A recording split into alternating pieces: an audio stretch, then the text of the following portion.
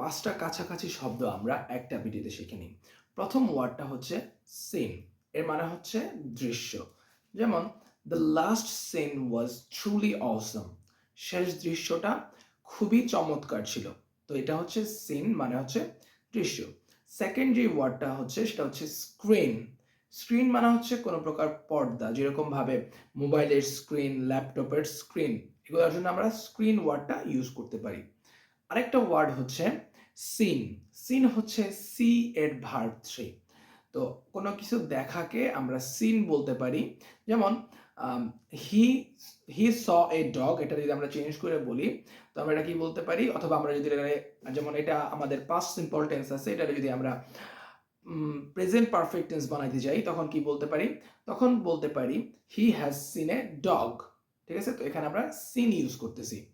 তারপর আছে scene. Scene মানে হচ্ছে পাপ কাজ। তো লাইং ইজ এ সিন মানে মিথ্যা কথা বলা একটা গুনাহের কাজ, একটা পাপ কাজ। তো সিন মানে হচ্ছে পাপ কাজ। আরেকটা শব্দ হচ্ছে স্কিন।